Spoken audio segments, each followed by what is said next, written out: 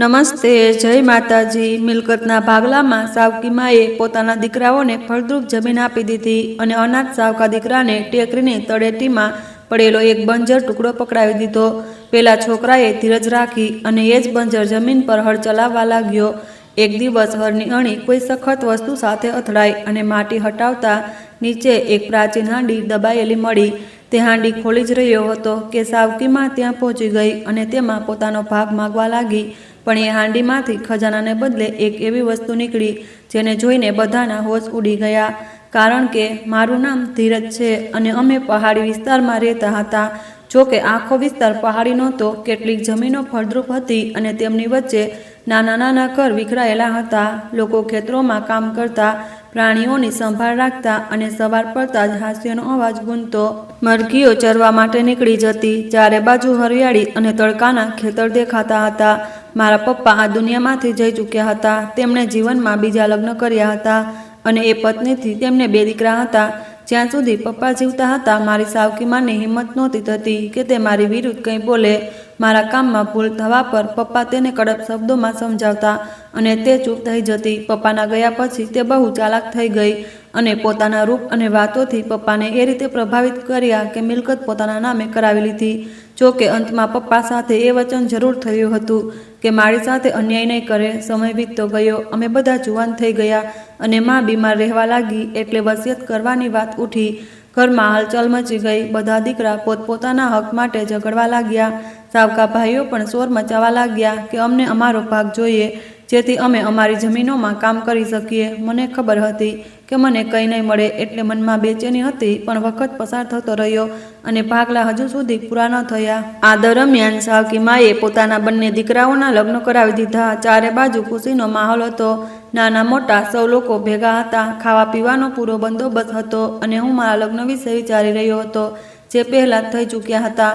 મારા લગ્ન એક અનાથ છોકરી સાથે થયા હતા, જેના પપ્પા આ દુનિયામાં નહોતા અને ગામવાળા તેને અપદુ કન્યાળ કહેતા હતા।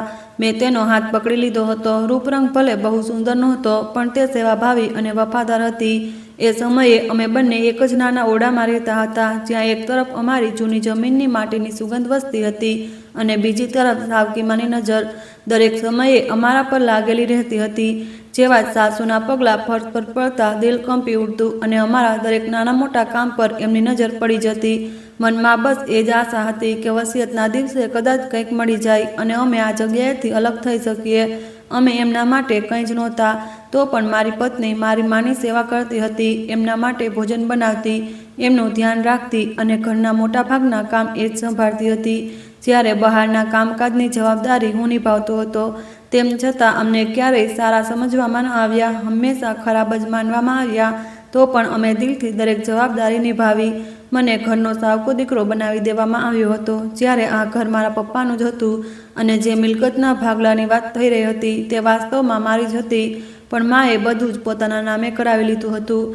ઘરમાં મારું અસ્તિત્વ એક અજાણ્યા જેવું થઈ ગયું હતું। જ્યારે હું એ જ આંગણામાં ઉછરીને મોટો થયો અને એ જ માટીમાં રમીને જુવાન થયો હતો, તેમ છતાં દરેક વાત પર એ અહેસાન કરાવવામાં આવતો હતો કે હું આ ઘરનો અસલી વારસદાર નથી। જ્યારે સેવા અને કામની વાત આવતી તો બધાની નજરો ફક્ત મારા પર અને મારી પત્ની પર જ ટકી જતી। સવારે અંધારું રહેતા જ ક્યારેક પાણી ભરવા, ક્યારેક પશુઓને ઘાસચારો નાખવા, તો ક્યારેક ખાવાનું બનાવવાના આદેશ મળવા લાગતા। સાવિત્રી માના પોતાના દીકરાઓ ના તો એમની સેવા કરતા અને ના તો એમની વહુઓ કોઈ કામને હાથ લગાડતી હતી। તેઓ પોતાના રૂમમાં આરામથી રહેતા અને જરા અમથી વાત પર અમને બોલાવવામાં આવતા। મારી પત્ની ચૂપચાપ બધું કરતી રહેતી। તેના ચહેરા પર થાક સ્પષ્ટ દેખાતો, પણ તેની જીભ પર ક્યારેય કોઈ ફરિયાદ ન આવી। સાવિત્રી માં અમારી સાથે ક્યારેય સીધા મોઢે વાત નહોતી કરતી અને જો કામમાં જરા પણ મોડું થઈ જાય તો ટોણા સાંભળવા પડતા। અમને એ પણ જતાવવામાં આવતું કે અમે એ જ ઘરના ટુકડાઓ પર પલી રહ્યા છીએ। જ્યારે સત્ય બધા જાણતા હતા, પણ કોઈ બોલવા તૈયાર નહોતું। રાત્રે જ્યારે બધા પોતપોતાના રૂમમાં ચાલ્યા જતા, તો હું અને મારી પત્ની આંગણામાં બેસીને એકબીજાની તરફ જોતા અને ખામોશીમાં જ બધું સમજી લેતા। અમે પહેલાંથી જ અંદેશો હતો કે અમારી સાથે અન્યાય થશે। વસિયતનો ઉલ્લેખ આવતા જ દિલ પર અજીબ ભાર છવાઈ જતો હતો। તેમ છતાં અમે ખુદને એના માટે તૈયાર કરી લીધા હતા અને ક્યાંક ને ક્યાંક માની લીધું હતું કે આ ઘરમાં અમારો અધિકાર ફક્ત સેવા સુધી જ સીમિત છે। જ્યારે માએ વસિયત સંભળાવી તો એ જ થયું જેનો મને શરૂઆતથી શક હતો. બધા લોકો રૂમમાં બેઠા હતા. સન્નાટો છવાયેલો હતો અને માના અવાજમાં કોઈ ખચકાટ નહોતો. એમણે ફળદ્રુપ જમીન પોતાના બંને દીકરાઓના નામે કરી દીધી, જે જમીનનો સૌથી મોટો અને શ્રેષ્ઠ ભાગ હતો અને જેના પર વર્ષોથી આપણે સૌની રોજીરોટી ચાલી રહી હતી. સાથે જ પેલું ઘર પણ એમના જ નામે કરી દેવામાં આવ્યું, જેના આંગણામાં મેં મારું બાળપણ વિતાવ્યું અને જેવી દિવાલો મારા પપ્પાના પરસેવાની સાક્ષી હતી. અંતમાં માએ ટેકરીની તળેટી તરફ ઇશારો કરતા કહ્યું કે ત્યાંની એક જમીનનો ટુકડો મારા નામે કરવામાં આવી રહ્યો છે, જે વર્ષોથી બંજર પડ્યો હતો. પપ્પાએ પણ એ જમીન પર કામ કરવાનું છોડી દીધું હતું, કારણ કે ત્યાં કંઈ ઉગતું જ નહોતું. હું બધું સમજી ચૂક્યો હતો કે આ વસિયત અસલમાં મારી વિરુદ્ધ હતી, કારણ કે બંજર જમીન ખેડૂત માટે એવી જ હોય છે જેમ ખાલી હાથ. તેને ફરીથી ફળદ્રુપ બનાવવા માટે કાં તો વર્ષોની સખત મહેનત જોઈએ અથવા તો તે ક્યારેય સંભવ જ નથી હોતું. મેં મારી પત્ની તરફ જોયું. તેની આંખોમાં આંસુ હતા, પણ તે કંઈ બોલી નહીં. અમે બંને બસ આકાશ તરફ જોતા રહ્યા અને ખામોશ થઈ ગયા, જાણે કહેવા માટે હવે કંઈ બચ્યું જ ન હોય. એ જ બંજર જમીનની પાસે એક નાનું ઘર હતું, માત્ર 4 દિવાલ અને એક ઓરડો. ના રસોડું હતું, ના સ્નાનઘર. માએ ચોખ્ખા શબ્દમાં કહી દીધું કે જો ઈચ્છો તો ત્યાં જઈને રહી લો, કારણ કે હવે આ ઘરમાં એમના દીકરાઓનું છે અને એમની વહુઓ એક સાવકા ભાઈ અને તેની પત્નીને સહન નહીં કરે. આ એક વાક્યથી સ્પષ્ટ થઈ ગયું કે આ બધું પહેલાંથી જ નક્કી હતું અને અમને ઘરમાંથી કાઢવાની પૂરી યોજના બની ચૂકી હતી. અમે ચૂપચાપ અમારો થોડો ઘણો સામાન ઉઠાવવાનું શરૂ કર્યું, કપડાં, વાસણ અને કેટલીક જરૂરી વસ્તુઓ. મારી પત્ની વારંવાર મારી તરફ જોતી રહી અને પછી ધીમેથી બોલી કે તમે કંઈ કહેતા કેમ નથી, કંઈ કરતા કેમ નથી? ત્યારે મેં તેની સામે જોઈને બસ એટલું જ કહ્યું કે હું શું કરું, હું કંઈ નથી કરી શકતો. જમીન કાગડોમાં અમારી હતી, પણ કોઈ કામની નહોતી. ત્યાં વર્ષોથી એક જંગલી છોડ પણ ઉગ્યો નહોતો અને હું ખેડૂત હતો. જો ખેતી ન કરત તો શું કરત? એ પળે મને લાગ્યું જાણે મારી જમીન ત્યાં જ ખતમ થઈ ગઈ હોય. ના જમીન રહી, ના ઘર, ના કોઈ સહારો, બસ એક બંજર ટુકડો અને એના પર ઊભો એક એવો ખેડૂત જેના હાથમાં હળતો હતું, પણ જમીન શ્વાસ લેવાથી પણ ઇનકાર કરી રહી હતી. અમે ઘરમાંથી નીકળી ગયા. કોઈએ એ પણ ન કહ્યું કે જાઓ છો તો પોતાનું ધ્યાન રાખજો અથવા કંઈ જોઈએ તો કહી દેજો. કોઈએ અમને રોકવાની કોશિશ ન કરી. કોઈએ પાછું વળીને ન જોયું, જાણે અમે ક્યારેય આ ઘરનો હિસ્સો જ ન રહ્યા હોઈએ. મારા પગ ભારે હતા, તેમ છતાં હું ચાલતો રહ્યો, કારણ કે રોકાવાનું હવે કોઈ કારણ બચ્યું નહોતું. મેં પેલી બંજર જમીન પહેલાં જોઈ હતી, એટલે અંદાજો હતો કે ત્યાં જઈને અમારે શું શું સહન કરવું પડશે, પણ મારી પત્નીએ તેને ક્યારેય જોઈ નહોતી. તે તો થોડા વર્ષ પહેલાં જ લગ્ન કરીને મારી જિંદગીમાં આવી હતી. જ્યારે અમે ત્યાં પહોંચ્યા તો સાંજ ઢળી રહી હતી. ટેકરીની તળેટીમાં ફેલાયેલી એ જમીન દૂરથી જ મરેલી જેવી લાગતી હતી. માટીમાં ના કોઈ હરિયાળી હતી, ના ભેજ. જગ્યાએ જગ્યાએ જમીન ફાટેલી હતી, જાણે વર્ષોથી કોઈએ તેના હાલ પણ ન પૂછ્યા હોય. લોકોએ તેના પર કચરો ફેંકી રાખ્યો હતો, તૂટેલી બોટલો, જૂના કપડાં અને નકામો સામાન ચારે બાજુ વિખરાયેલો પડ્યો હતો. હું ચૂપચાપ આ બધું જોતો રહ્યો. મારી પત્ની ખામોશ હતી. તેના ચહેરા પર આશ્ચર્ય પણ હતું અને ડર પણ. પછી અમે પેલા 4 દિવાલવાળા ઘર તરફ વધ્યા. દિવાલ તો ઊભી હતી, પણ દરવાજો કોઈ ઉતારીને લઈ ગયું હતું. દિવાલો પર ધૂળ જામી હતી અને અંદર સન્નાટો પથરાયેલો હતો.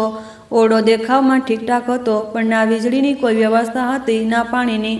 હું અંદર ગયો, સામાન મૂક્યો, એક ખૂણો સાફ કર્યો, માટી ઝાડી અને કપડું પાથરીને પત્નીને બેસવા કહ્યું, પણ તે ત્યાં જ ઊભી રહી. પછી તે ધીરે ધીરે બોલવા લાગી, શું તમે મને એટલા માટે પરણીને લાવ્યા હતા કે આ ખંડેરિયરમાં રાખો? અહીં ના રસોડું છે, ના સ્નાનઘર, ના વીજળી, ના પાણી. અમે અહીં કેવી રીતે રહીશું? એના કરતાં તો અમે પહેલાં જ ઘરમાં હતા. તેની વાતો સાંભળીને હું ચૂપચાપ બહાર નીકળી ગયો. બંજર જમીનનો ટુકડો લઈને હું કંઈ કહી પણ ન શક્યો. જ્યારે આ બધું મારા પપ્પાની મિલકત હતી, એમની નહીં. હવે હું એને શું કહેતો? તે પૂછતી રહી કે હું શું ઈચ્છું છું, તે અહીં કેવી રીતે રહેશે. હું સાંભળતો રહ્યો.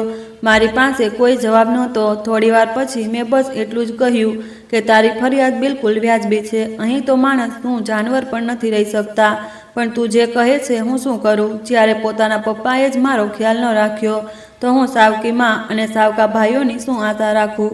તું જ મારી પોતાની છે, બસ તારાથી જ આશા છે કે થોડો સાથ આપી દે. તે ચૂપ થઈ ગઈ. તેની આંખોમાંથી આંસુ વહેવા લાગ્યા. તે એક સ્ત્રી હતી અને એક સ્ત્રી આનાથી વધારે શું કરી શકે?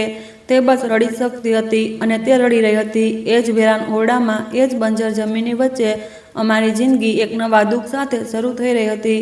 પછી અમે મળીને જગ્યા સાફ કરી. ત્યાં એક ખાટલો પડ્યો હતો. રાત્રે પથારી પાથરી અને એના પર જ સૂઈ ગયા. મારી પાસે થોડા પૈસા હતા. સવારમાં એક પ્લમ્બરને લઈ આવ્યો. તેને જણાવ્યું કે પાણીનો સપ્લાય છે, હાલ પૂરતી બસ એક લાઈન લગાડવી પડશે. મેં કહ્યું, લગાડી દો. પાણીની વ્યવસ્થા તો થઈ ગઈ, પણ પાણી ખારું હતું, ના પીવા લાયક, ના ખેતી માટે. આવા પાણીથી જમીનને કેવી રીતે ફળદ્રુપ બનાવતો? મારે બહુ વધારે પાણી જોઈતું હતું, પણ એ વખતે મેં આ વિશે વિચારવાનું ટાળી દીધું. ગેસની વ્યવસ્થા થઈ ગઈ. આગ બળે અને જમવાનું બની શકે એટલે સિલિન્ડર ભરાવીને લઈ આવ્યો. કંઈ વાસણ નહોતા તે પણ ખરીદી લાવ્યો. થોડી ઘણી મદદ મારી પત્નીના પિયરવાળાઓએ પણ કરી, પણ તેઓ પણ અમારી જેમ ગરીબ હતા. એમની પાસે પણ વધારે કંઈ નહોતું.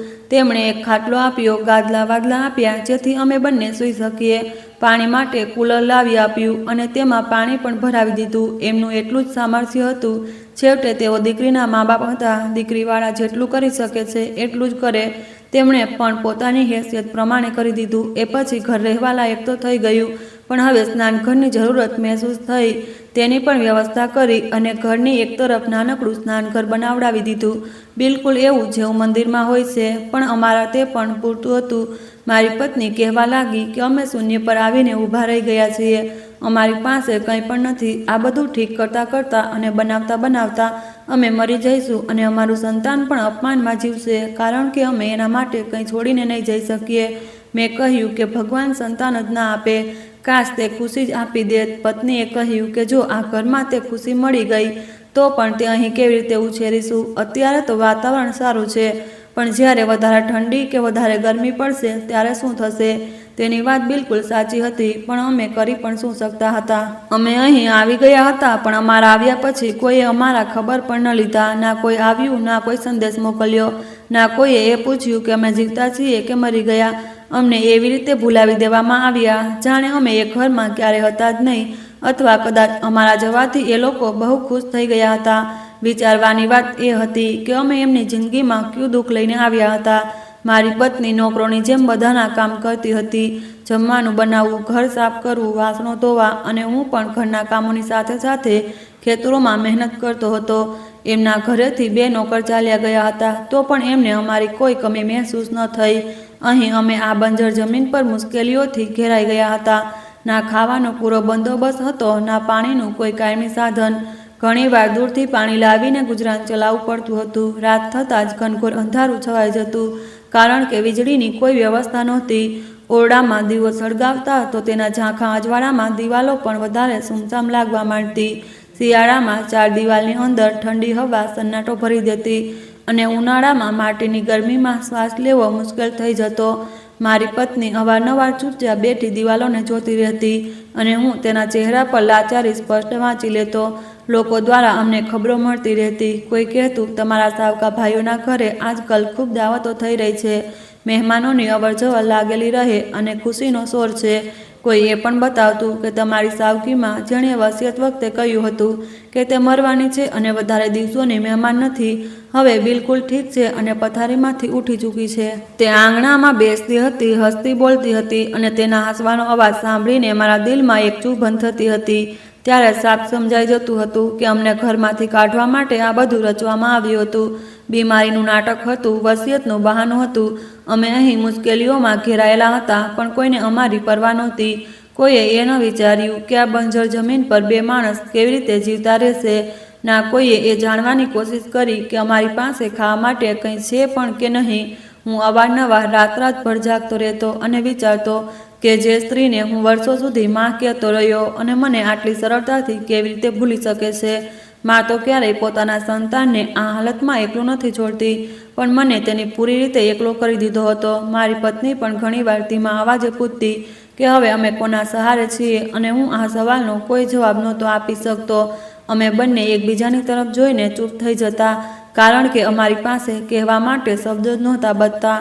આ વેરાન જગ્યા પર, આ બંજર ભૂમિની વચ્ચે અમે કેવળ એકબીજાના સહારે ઊભા હતા, જ્યારે બાકીનો સંસાર અમારા અસ્તિત્વથી અજાણ પોતાની ખુશીઓમાં મગ્ન હતો. ત્યારે જ એક દિવસ અચાનક મારી પત્નીની તબિયત બહુ વધારે બગડી ગઈ. શરૂઆતમાં મેં વિચાર્યું કે કદાચ ગંદુ પાણી પીવાથી કે નવા વાતાવરણને કારણે તેને નબળાઈ થઈ ગઈ છે, પણ દિવસો વીતતા ગયા અને તેની હાલત સુધરવાને બદલે વધારે ખરાબ થતી ચાલી ગઈ. પહેલાં તે પોતે ઉઠી બેસી શકતી હતી, પછી ધીરે ધીરે તેનામાં એટલી પણ શક્તિ ન રહી અને તે ખાટલામાં જ પડી રહી. તેનો ચહેરો ફીકો પડી ગયો હતો, આંખોમાં નબળાઈ સ્પષ્ટ દેખાઈ રહી હતી અને હું સમજી નહોતો શકતો કે તેનું સાચી રીતે કેવી રીતે ધ્યાન રાખવું. હું બહુ ગભરાઈ ગયો હતો. ક્યારેક તેના માથા પર હાથ રાખતો, ક્યારેક પાણીનો ગ્લાસ પકડાવી દેતો, પણ તેની દશા જોઈને મન ડૂબવા લાગતું હતું. છેવટે વ્યાકુળ થઈને મેં તેની માને બોલાવી લીધી. તે આવી અને દીકરીને જોતાં જ બોલી કે આને તરત જ હોસ્પિટલ લઈ જવી પડશે. અમે તરત જ હોસ્પિટલ પહોંચ્યા. ત્યાં ડૉક્ટરે તપાસ કરી, કેટલાક સવાલો પૂછ્યા અને પછી જે સમાચાર આપ્યા તેણે અમારા હૃદયની દશા જ બદલી નાખી. મારી પત્ની માં બનવાની હતી. આ સાંભળતા જ એક ક્ષણ માટે અમે અમારી બધી પરેશાનીઓ ભૂલી ગયા. અમે બંનેની આંખોમાં ખુશી છલકાઈ આવી. અમારા લગ્નને 4 વર્ષ થઈ ચૂક્યા હતા અને એટલા લાંબા ઇંતજાર પછી આ શુભ સમાચાર મળ્યા હતા. પણ આ ખુશીની સાથે જ મારા મનમાં એક ઊંડો ડર પણ ઉતરી આવ્યો. મને મારી પત્નીની એ વાત યાદ આવી ગઈ કે આવા ઘરમાં જો આપણું બાળક પેદા થયું તો એનું શું થશે? ના વીજળી, ના પાણી, ના કોઈ સુવિધા અને ના તો સુરક્ષા. હું જાણતો હતો કે તે ખોટું નહોતી કહી રહી.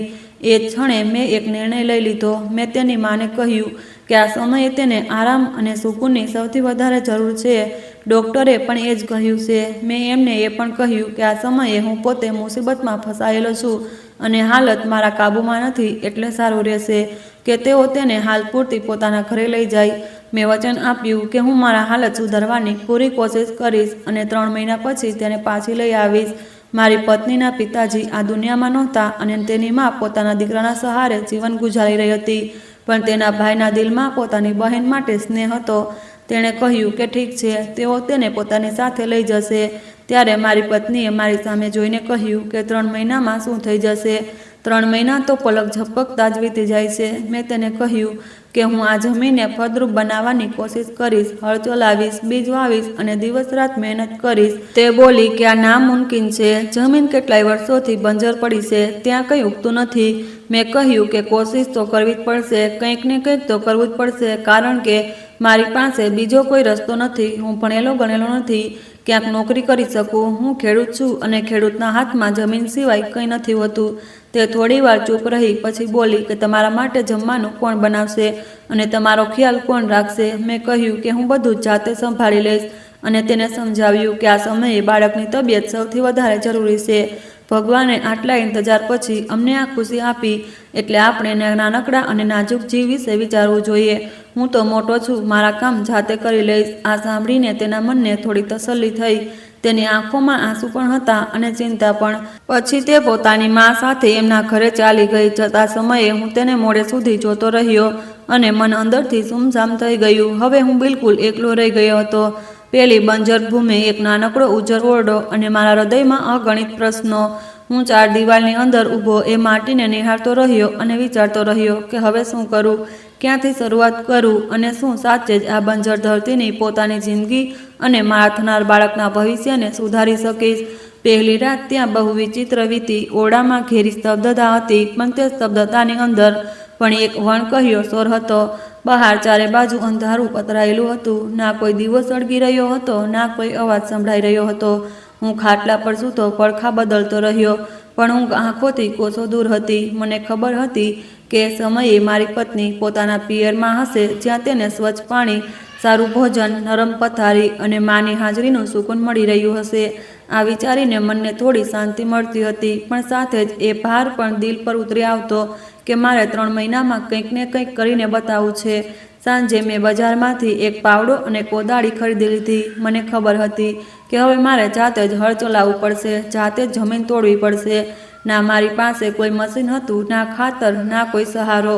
બસ થોડા બીજ હતા જે મારી પાસે પડ્યા હતા. મેં વિચાર્યું કે શાકભાજી ઉગાડીશ, જેથી ખાવાનો બંદોબસ્ત થઈ જાય અને થોડું વેચીને 2 ટંકની રોટલી નીકળી આવે. આ જ વિચારો મનમાં ચાલતા રહ્યા અને ના જાણે ક્યારે આંખ લાગી ગઈ. સપનામાં પપ્પા આવી ગયા. એ જ મારા પોતાના પપ્પા, જે મારા બાળપણના દિવસોમાં જુવાન, મજબૂત અને હસતા રહેતા હતા. જ્યારે મારી પોતાની માં જીવિત હતી અને સાવકી માં તથા સાવકા ભાઈઓ મારી જિંદગીમાં નહોતા આવ્યા. પપ્પાએ મારો હાથ પકડી લીધો. એમના હાથોની ગરમાહટ મને સ્પષ્ટ મહેસૂસ થઈ રહી હતી. એમણે કહ્યું, તું મારો વાલો દીકરો છે, મને તું બહુ યાદ આવે છે, હું તને બહુ પ્રેમ કરું છું. મેં એમની સામે જોઈને કહ્યું, જો તમે મને આટલો પ્રેમ કરતા હતા તો પછી મારી સાથે આટલું ખરાબ કેમ કર્યું? પપ્પાએ નિસાસો નાખીને કહ્યું કે હું બહુ મજબૂર હતો. જો હું એ બધું ન કરત તો તારી જિંદગી ખતરામાં પડી જાત, એટલે વિવેશ થઈને મારે બધું કરવું પડ્યું. મેં કહ્યું, તમે મજબૂરીમાં મારી જિંદગી બરબાદ કરી દીધી. હવે હું શું કરું? મારું પણ સંતાન થવાનું છે, હું તેને શું આપીશ? મારી પાસે તો કંઈ પણ નથી. પપ્પાએ મારી આંખોમાં જોયું અને કહ્યું, તારી પાસે બધું જ છે. મેં આશ્ચર્યથી પૂછ્યું, કેવી રીતે પપ્પા? એમણે કહ્યું, મહેનત કર, તને બધું જ મળશે. તારા હાથ સલામત છે, તારા હોસલા જીવિત છે અને જમીન તારી પાસે છે. બસ મહેનત કર. હું હજુ આ જ વિચારોમાં ડૂબેલો હતો કે અચાનક મારા મનમાં વિચાર આવ્યો કે પપ્પા તો આ દુનિયામાં છે જ નહીં, તો પછી હું કોની સાથે વાત કરી રહ્યો છું? આ ખ્યાલ આવતા જ મારી આંખ ખુલી ગઈ. ઓરડો એવો જ સુમસામ હતો અને અંધારું એટલું જ ઘેરું. ત્યારે મને સમજાયું કે આ બધું એક સપનું હતું, પણ એ સપનાની વાત મારા દિલમાં ઉતરી ચૂકી હતી. મને એ વાત યાદ ન રહ્યું કે પપ્પાનો ચહેરો કેવો હતો, કે એમણે બીજું શું કહ્યું હતું, પણ એક જ વાક્ય અંદર ગૂંથતું રહ્યું, તારી પાસે બધું જ છે, તું મહેનત કર. હું ઉઠીને બેસી ગયો અને બહાર આકાશ તરફ જોયું. રાત પૂરી થવા આવી હતી અને હળવી રોશની ફેલાવા લાગી હતી. એ જ ક્ષણે મેં મનમાં નિશ્ચય કરી લીધો કે આજે જ હું જમીનનું ખોદકામ શરૂ કરીશ, આજે જ પાવડો ઉઠાવીશ અને આજે જ એ બંજર જમીનથી સંઘર્ષ શરૂ કરીશ. કારણ કે હવે મારી પાસે હારવાનો કોઈ રસ્તો નહોતો. જમીન બહુ કઠણ થઈ ચૂકી હતી, જાણે વર્ષોથી કોઈએ તેને અડક્યું જ ન હોય. સૌથી પહેલાં મેં ત્યાં ફેલાયેલા કચરાને હટાવવાનો નિર્ણય લીધો. જગ્યાએ ગંદકી ફેલાયેલી હતી અને દુર્ગંધ એટલી તીવ્ર હતી કે શ્વાસ લેવો મુશ્કેલ થઈ જતો હતો. હું વારંવાર રોકાઈને શ્વાસ લેતો અને ફરી કામમાં લાગી જતો. માખીઓ ચારે બાજુ બણબણી રહી હતી અને વારંવાર હાથ પર બેસી જતી હતી. એ સમયે મારા મનમાં એક જ વિચાર વારંવાર ઉઠી રહ્યો હતો કે આ જમીનમાં ઉગનારી શાકભાજી હું પોતે કેવી રીતે ખાઈ શકીશ, કારણ કે લોકોએ આને કચરાનો ઢગલો બનાવી દીધો હતો. હું કચરો ઉપાડતો જતો હતો અને અંદરથી મન તૂટતું જતું હતું. હાથ ધ્રુજી રહ્યા હતા, પરસેવો આંખોમાં જઈ રહ્યો હતો અને આંસુ પોતાની મેળે વહી નીકળતા હતા. હું વિચારી રહ્યો હતો કે હું શું કરી રહ્યો છું અને આ બધું કેવી રીતે ઠીક કરીશ. હજુ તો બસ શરૂઆત હતી અને હું એટલું થાકી ચૂક્યો હતો કે શરીર જવાબ આપવા લાગ્યું હતું, તો પણ રોકવાનો કોઈ વિકલ્પ નહોતો. બીજા દિવસે મેં માટીને ધીરે ધીરે આમ તેમ કરવાનું શરૂ કર્યું, પણ જલ્દી સમજાઈ ગયું કે પાણી વગર આ સંભવ નથી. સૂકી માટી પથ્થરની જેમ સખત હતી અને પાવડો તેમાં ઠીકથી ખૂંપી નહોતો શકતો. ત્યાંનું પાણી ખારું હતું, પણ મને ખબર હતી કે ખારું પાણી જમીનને વધારે ખરાબ કરી શકે છે. તો પણ મેં એ પાણી માટી પર છાંટવાનું શરૂ કર્યું અને પૂરી શક્તિ લગાવીને પાવડો ચલાવવા લાગ્યો. મારા મનમાં એ વિચાર આવ્યો કે જો ઉપરથી જમીન ખરાબ છે તો સંભવ છે કે નીચેથી જમીન હજુ પણ ફળદ્રુપ હોય. આ આશાના સહારે મેં એ ફેસલો કર્યો કે એક જ જગ્યાએ ઊંડો ખાડો ખોદીશ અને એમાં જ બીજ વાવીશ. પૂરી મહેનત સાથે મેં ખાડો ખોદવાનું શરૂ કરી દીધું. હાથ દુખવા લાગ્યા હતા, કમર ઝૂકી ગઈ હતી, પણ હું રોકાઈ નહોતો રહ્યો, કારણ કે મારી બધી આશાઓ આ ખાડા સાથે જોડાયેલી હતી. આ દરમિયાન એક માણસ ત્યાંથી પસાર થયો. તેણે રોકાઈને મને જોયો અને હસતા હસતા બોલ્યો, આ શું ખંડેર આબાદ કરવા નીકળ્યા છો જનાબ? અહીં કંઈ નથી થવાનું. મેં તેની સામે જોયું અને બસ એટલું જ કહ્યું કે કોશિશ તો કરવી છે. તે મારી સાવકી માં અને મારા ભાઈઓને પણ સારી રીતે જાણતો હતો. તેણે ટોણા મારતા કહ્યું કે એ બધા તો જલસામાં છે અને મને અહીં ફેંકી દેવામાં આવ્યો છે. મેં દિલમાં તેની બધી વાતો સાંભળી લીધી, પણ જીભથી કંઈ ન કહ્યું અને પોતાના કામમાં લાગેલો રહ્યો. સાંજ સુધી મારું શરીર જવાબ આપી ચૂક્યું હતું. હાથોમાં ફોલ્લા પડી ગયા હતા અને આંખોની આગળ અંધારું છવાવા લાગ્યું હતું. થાકી હારીને હું ખાટલા પર આડો પડ્યો અને એવી ગાઢ ઊંઘ આવી કે સવારે જ આંખ ખુલી. બીજા દિવસે હું મારી પત્નીની ખબર લેવા ગયો. રસ્તામાંથી તેના માટે થોડા ફળ ખરીદ્યા. આ વિચારીને દિલને ટાઢક થઈ રહી હતી કે તે સુરક્ષિત છે, તેની પાસે ખાવાનું છે, આરામ છે અને કોઈ વસ્તુની કમી નથી. તો પણ આ મારી ફરજ હતી. મેં તેને બતાવ્યું કે હું જમીન પર કામ કરી રહ્યો છું, ખાડું ખોદવાનું શરૂ કરી દીધું અને શાકભાજી ઉગાડવાની કોશિશ કરી રહ્યો છું. તે જાણતી હતી કે હું માત્ર આશાના સહારે જીવિત છું. તો પણ તેણે મારા માથા પર હાથ મૂક્યો અને મારી હિંમત વધારી. તેની વાતોથી મારા દિલને થોડોક હોંસલો મળ્યો. ત્યાંથી પાછો ફર્યો તો એ જ બંજર જમીન હતી અને એ જ ખામોશ ઓરડો, પણ હવે મારા અંદર એક જીદ પેદા થઈ ચૂકી હતી. મેં દિલમાં નક્કી કરી લીધું હતું કે ચાહે કંઈ પણ થઈ જાય, હું આ જમીનને એમ જ નહીં છોડું. અને મેં ફરીથી પાવડો ઉઠાવી લીધો. ખોદતા ખોદતા 3-4 દિવસ વીતી ગયા, પણ હજુ સુધી ક્યાંયથી પણ ભીની માટી નહોતી નીકળી. દરેક દિવસની સાથે મારી આશા નબળી પડતી જતી હતી અને મને લાગવા માંડ્યું હતું કે કદાચ હું ખુદને જ દગો આપી રહ્યો છું, કારણ કે આ જમીનની નીચે પણ એ જ મરેલી માટી છે જે ઉપર છે. તો પણ મેં દિલ પર ભાર મૂકીને પૂરી તાકાતથી પાવડો જમીન પર માર્યો. અચાનક એક અલગ જ અવાજ આવ્યો. તે માટીનો નહીં, પણ લોખંડ સાથે લોખંડ અથડાવાનો ગુંજદાર અવાજ હતો. હું એક પળ માટે થંભી ગયો. દિલ જોર જોરથી ધડકવા લાગ્યું. ગભરાઈને મેં એ જગ્યાએ ફરી ખોદવાનું શરૂ કર્યું. જેમ જેમ માટી હટતી ગઈ, નીચેની વસ્તુ સાફ થતી ગઈ અને મારા પગ નીચેથી જમીન સરકતી મહેસૂસ થઈ. માટીની અંદર એક નાની હાંડી દબાયેલી હતી, લગભગ 5 કિલો વજનવાળી, જેના પર મોહર લાગેલી હતી અને તે પૂરી રીતે માટીમાં જામેલી હતી. હું થોડી પળો તેને બસ જોતો જ રહ્યો. પછી મારા મનમાં ખ્યાલ આવ્યો કે કદાચ આ પપ્પાએ કોઈ સમયે છુપાવી હશે અથવા આ બહુ જૂના જમાનાની હોય.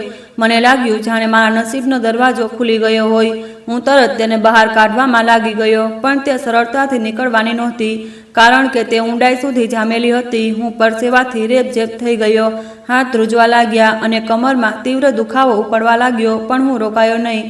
મને એ ખબર નહોતી કે એ જ માણસ જે થોડા દિવસ પહેલાં અહીંથી પસાર થયો હતો અને મારી સાવકીમાં તથા ભાઈઓને જાણતો હતો, તેણે મને આ બધું કરતા જોઈ લીધો હતો અને તે તરત જઈને એમને ખબર આપી ચૂક્યો હતો. હાંડીને કાઢતા કાઢતા આખો દિવસ વીતી ગયો. સૂરજ ઢળવા લાગ્યો હતો અને સાંજના પડછાયા લાંબા થતા જતા હતા. જ્યારે છેવટે તે હાંડી માટીમાંથી બહાર આવી ગઈ અને મેં તેને જમીન પર મૂકી જ હતી કે અચાનક પાછળથી પગલાંનો અવાજ સંભળાયો. મેં પાછું ફરીને જોયું તો મારી સાવકીમાં અને મારા બંને સાવકા ભાઈઓ ત્યાં ઊભા હતા. હું આ જોઈને હેરાન રહી ગયો કે તેઓ અચાનક અહીં કેવી રીતે આવી પહોંચ્યા. એમની નજરો હાંડી પર ટકેલી હતી અને એમની આંખોમાં લાલચ સ્પષ્ટ દેખાઈ રહી હતી. એમને કહ્યું કે આમાં નક્કી સોનું છે અને આ એમનું છે, કારણ કે આ જમીન એમના પપ્પાની હતી અને આમાંથી જે કંઈ પણ નીકળશે તેના પર એમનો અધિકાર છે. મેં ગુસ્સા અને મક્કમ અવાજે કહ્યું કે આ જમીન એ લોકો મારા નામે કરી ચૂક્યા છે. હવે આ મારી છે અને આમાંથી જે કંઈ નીકળશે તેના પર મારો જ હક હશે. તેઓ આગળ વધ્યા અને બોલ્યા કે તેઓ આ લેવા આવ્યા છે અને લઈને જ જશે. હું હાંડીની સામે ઊભો રહી ગયો અને કહ્યું કે પહેલાં મને આ ખોલવા તો દો, જુઓ તો ખરા કે આમાં શું છે. મારા મનમાં એક જ વાત હતી કે હું આ હાંડી કોઈને લઈ જવા નહીં દઉં, ચાહે આના માટે મારે કંઈ પણ કરવું પડે. હવામાં અજીબ તણાવ ફેલાઈ ગયો હતો. સૂરજ આથમી રહ્યો હતો અને બંજર જમીન પર ઊભેલા અમારા સોના પડછાયા હજુ વધારે લાંબા થતા જતા હતા. હું જાણતો હતો કે જે થવાનું છે તે મારી જિંદગીની સૌથી નિર્ણાયક ક્ષણ હશે. મને બહુ ડર લાગી રહ્યો હતો અને મનમાં એ ભય બેસી ગયો હતો કે જો સાચે જ આની અંદર કંઈ નીકળ્યું અને એમણે જબરદસ્તી મારાથી છીનવી લીધું તો હું શું કરીશ. હું એકલો હતો અને તેઓ 3 હતા. એમની આંખોમાં લાલચ સાફ દેખાઈ રહી હતી, પણ હવે પીછેહટ કરવાનો કોઈ રસ્તો પણ નહોતો. મેં હાંડીનું મોઢું ખોલ્યું તો તેની અંદર પણ માટી જ ભરેલી હતી. એક પળ માટે મેં રાહતનો શ્વાસ લીધો, પણ સાથે જ દિલમાં અજીબ નિરાશા પણ ઉતરી આવી. હું હાથોથી માટી કાઢતો ચાલ્યો ગયો, પણ માટી ખતમ જ થવાનું નામ નહોતી લઈ રહી. દરેક મુઠ્ઠી માટીની સાથે મારી આશા પણ ઓછી થતી જતી હતી. અત્યાર સુધી ના કોઈ દાગીના દેખાયા, ના કોઈ ચમક, ના સોનું. આ દરમિયાન મારા મનમાં એ સવાલ પણ ઉઠી રહ્યો હતો કે જો આની અંદર સાચે જ દાગીના હોત તો પણ એ કોના હોત, કારણ કે મેં મારી મા પાસે ક્યારેય એટલા મોટા દાગીના નહોતા જોયા અને પપ્પા પાસે પણ એટલી વધારાની દોલત ક્યાંથી આવતી કે તેઓ આટલું સોનું ખરીદતા. અને જો સોનું હોત તો પણ એટલું કે આખી હાંડી ભરાઈ જાય. આ વાત સમજની બહાર હતી. આ બધા વિચારો મારા મગજમાં ઘૂમી જ રહ્યા હતા. તો પણ દિલના એક કોઈ ખૂણે એક નાનકડી આશા બાકી હતી કે જો એ વખતે સોનાનો એક હાર પણ નીકળી આવે તો મારી થોડી પરેશાની તો ઉકેલાઈ જશે, કારણ કે આજકાલ સોનાની કિંમત કેટલી વધારે છે એ તો ગામનો દરેક માણસ જાણે છે. પણ હકીકત એ હતી કે એ હાંડીમાંથી ના કોઈ સોનું નીકળ્યું, ના કોઈ દાગીના. છેલ્લી માટી કાઢવા પર એક જાડું પ્લાસ્ટિકનું કવર દેખાયું જે સારી રીતે સીલ કરેલું હતું અને તેની અંદર કેટલાક કાગળ હતા. હું એક પળ માટે અટકી ગયો. મારું હૃદય જોર જોરથી ધડકવા લાગ્યું. જેવું મેં કવર હાથમાં લીધું, મારા હાથ ધ્રુજવા લાગ્યા. મારી સાવકીમાં અને મારા બંને ભાઈઓની નજર એ જ કવર પર ટકેલી હતી, જાણે તેઓ તેને અત્યારે જ છીનવી લેશે. મેં લિફાફો ખોલ્યો તો તેની અંદર કેટલાક કાગળોની સાથે એક પત્ર પણ હતો.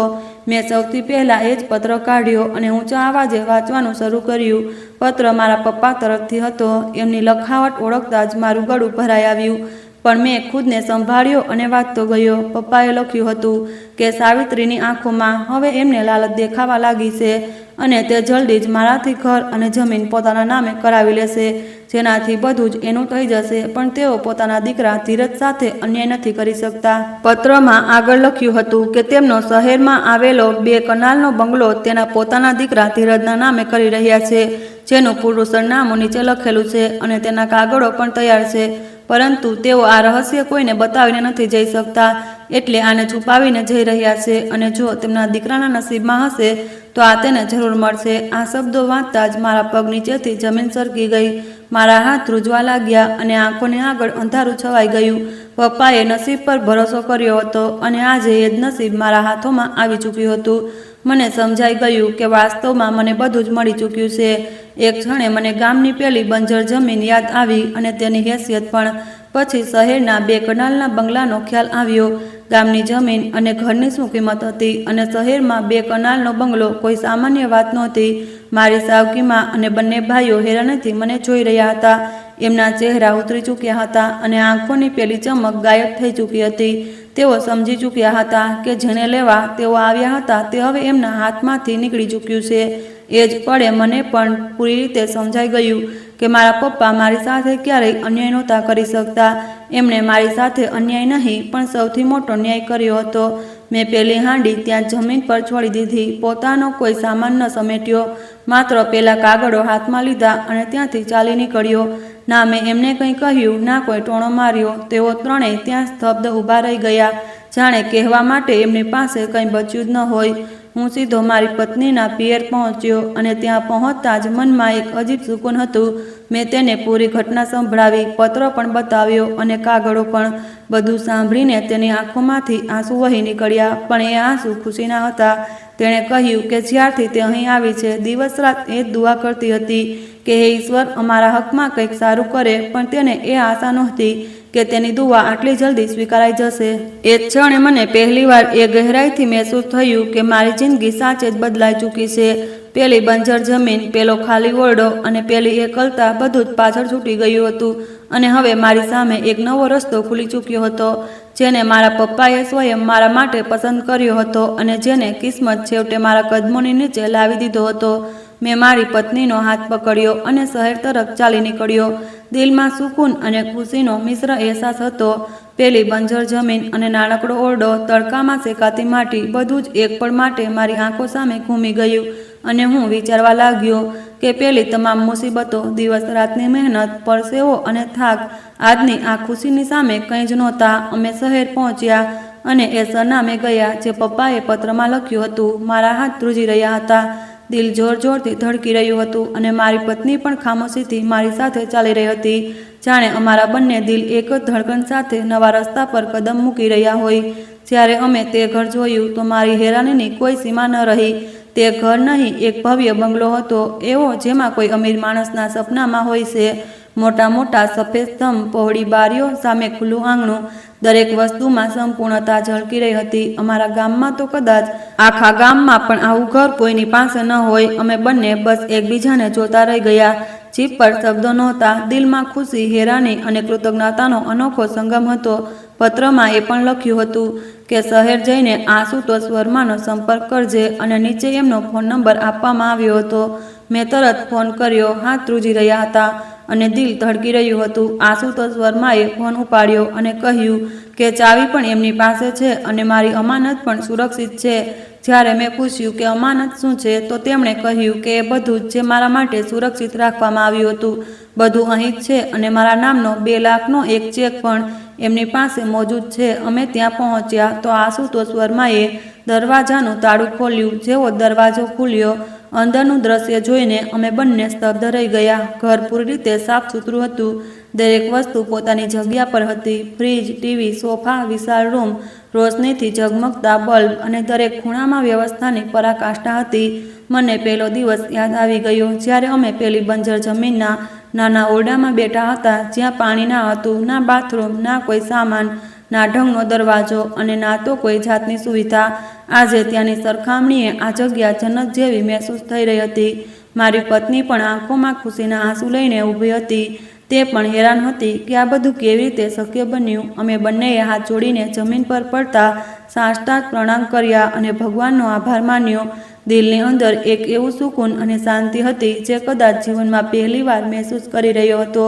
મેં મનોમન કહ્યું કે આ બધું મહેનત, ઇંતજાર, દુઆ અને નસીબને લીધે શક્ય બન્યું છે. પછી મેં લાખો રૂપિયાના પેલા ચેકને હાથમાં લીધો જે અમારા માટે નવી જિંદગીની શરૂઆત હતો. મેં નિશ્ચય કર્યો કે આ ધનથી શહેરમાં કારોબાર શરૂ કરીશ, જેથી મારી પત્ની અને આવનાર સંતાન માટે સુકૂન અને ખુશાલીનો મજબૂત પાયો નાખી શકું. કારોબાર શરૂ કર્યો. ભગવાનની કૃપા રહી કે તે બધું સારું ચાલવા લાગ્યું. દરેક દિવસે પ્રગતિના નવા રસ્તા ખુલતા ગયા, પૈસા વધતા ગયા અને અમારા હોસલા પણ બુલંદ થતા ગયા. સમય વીતતો ગયો અને અમારી જિંદગી પૂરી રીતે બદલાઈ ગઈ. થોડા વર્ષો પછી અમારી પ્યારી દીકરીનો જન્મ થયો, જે નસીબને આપેલી એક બીજી અનમોલ ખુશી હતી. તેનું હાસ્ય, માસૂમિયત અને નાના નાના કદમ અમારા દિલને ખુશીઓથી ભરી દેતા હતા. અમે બંનેએ તેના ઉછેરમાં કોઈ કમી ન છોડી અને તેને પ્રેમ અને સુકૂન આપવાની દરેક સંભવ કોશિશ કરી. હવે અમે એકબીજાની સાથે હસી ખુશી જીવન જીવવા લાગ્યા હતા. દિલમાં ના કોઈ ભય હતો, ના ગુસ્સો અને ના તો કોઈ કમીનો અહેસાસ. શહેરની જિંદગી, સફળ કારોબાર અને ઘરની બધી સુવિધાઓ અમારી પાસે હતી અને અમને કોઈ વસ્તુની કમી મહેસૂસ નહોતી થતી. શરૂઆતના લાખોની રકમે અમને આત્મનિર્ભર બનાવ્યા અને બંગલાની માલિકિયતે અમારા અંદર આત્મવિશ્વાસ ભરી દીધો. અમે સમજી લીધું કે જો માણસ મહેનત કરે અને નસીબ પર ભરોસો રાખે તો બધું શક્ય છે. આ દરમિયાન અમને ખબર પડી કે ગામમાં મા વાસ્તવમાં બીમાર થઈ ગઈ છે, પણ હવે એમની પરવા કરનાર કોઈ નથી, કારણ કે અમારા સાવકા ભાઈ અને સાવકી માના કેવળ જમીન વેચી ચૂક્યા હતા, પણ એમની જિંદગીમાં હવે માત્ર સ્વાર્થ જ બાકી રહી ગયો હતો. મને એ બધા દિવસો યાદ આવી ગયા જ્યારે હું માટી અને કચરા વચ્ચે મહેનત કરી રહ્યો હતો. એ મુશ્કેલીઓ અને એ થાક મારી કિસ્મતની બસ એક નાની પરીક્ષા હતી. હવે હકીકત સામે હતી. ભગવાને અમારા હકમાં ફેસલો આપ્યો અને અમારા નસીબમાં એક ખુશીઓ લખી દીધી જેની અમે ક્યારેય કલ્પના પણ નહોતી કરી. અમારો બંગલો, કારોબાર, ધન અને પ્યારી સંતાન બધું જ નસીબનો કરિશ્મા હતો. અમે મહેસૂસ કર્યું કે માણસ જે ખરાબ કરે છે તેની અસર અંતે એના સુધી જ પાછી આવે છે અને જે સારું હોય છે તે નસીબ બનીને પાછું આવે. અમે એ પણ સમજ્યા કે સબ્ર અને મહેનત વગર નસીબના દરવાજા નથી ખુલતા. આ જ વિશ્વાસ સાથે અમે અમારા કારોબારને હજુ આગળ વધાર્યો અને પોતાના પરિવાર માટે એક બહેતર અને સુરક્ષિત જીવન સુનિશ્ચિત કર્યું. ઘરમાં ખુશીઓનો માહોલ હતો, બાળકોનું હાસ્ય ગુંજતું રહેતું હતું અને પત્નીના ચહેરા પર સુકૂન અને સંતોષની ઉજળી આભા દેખાતી હતી. અમે કોઈ પણ પરેશાની કે મુશ્કેલી તરફ ધ્યાન નહોતા આપતા, કારણ કે જે નસીબમાં હતું તે અમને મળી ચૂક્યું હતું અને બાકી બધું ઈશ્વરના હાથમાં હતું. ગામના હાલતની ખબરો પણ મળી રહેતી હતી, જ્યાં બધું બગડી ચૂક્યું હતું. જમીનો વેચાઈ ગઈ હતી અને માની બીમારીની કોઈને પરવા નહોતી. સાવકી માં અને ભાઈ પોતપોતાની ખુશીઓમાં વ્યસ્ત હતા. એમના માટે પૈસા, જમીન અને પોતાનો સ્વાર્થ જ બધું હતું. મેં અને મારી પત્નીએ દિલમાં એ નિશ્ચય કરી લીધો હતો કે અમે વીતેલા હાલત પર નહીં, પણ પોતાની વર્તમાન અને ભવિષ્યની ખુશહાલ જિંદગી પર ધ્યાન આપીશું. સમયની સાથે અમારી જિંદગીમાં શાંતિ અને પ્રેમ સતત વધતા ગયા. અમારો બંગલો, અમારો કારોબાર અને અમારી સંતાન જ અમારી પૂરી દુનિયા બની ગયા. અમને એ ગહેરાઈથી મહેસૂસ થયું કે ઈશ્વરનો ન્યાય સૌથી મોટો હોય છે અને નસીબ વાસ્તવમાં માણસના હકમાં જ કામ કરે છે. અમે જીવનની દરેક નાની મોટી ખુશીને પૂરા મનથી જીવ્યા. દરેક પળ માટે કૃતજ્ઞતા વ્યક્ત કરી અને પોતાની મહેનત અને પ્રાર્થનાઓનું ફળ મેળવ્યું. આ જ જીવન છે, આ જ નસીબ છે, એને આજ એ હકીકત છે જેને મેં મારી જિંદગીમાં જોઈ. ખરાબ કર્મોનું ફળ ખરાબ અને સારા કર્મોનું ફળ સારું જ મળે છે. આજે અમે જીવનની દરેક ખુશીમાં સહભાગી છીએ, દરેક ક્ષણનો આનંદ લઈ રહ્યા છીએ અને દિલથી પ્રાર્થના કરી રહ્યા છીએ કે આ ખુશીઓ સદા અમારી સાથે જળવાયેલી રહે અને અમારું નસીબ અમને હંમેશા ન્યાય અને સુકૂન આપતું રહે. તો મિત્રો, આ હતી આજની વાર્તા. આ વાર્તા વિશે તમારો શું અભિપ્રાય હતો એ કમેન્ટ બોક્સમાં જરૂર જણાવો. જો તમને વાર્તા પસંદ આવી હોય તો વિડીયોને લાઈક કરો અને ચેનલને સબસ્ક્રાઈબ કરો. બેલ આઇકન પર ક્લિક કરીને તેને ઓલ પર સેટ કરો, જેથી તમને નવા વિડીયોની સૂચના તરત જ મળતી રહે. ધન્યવાદ.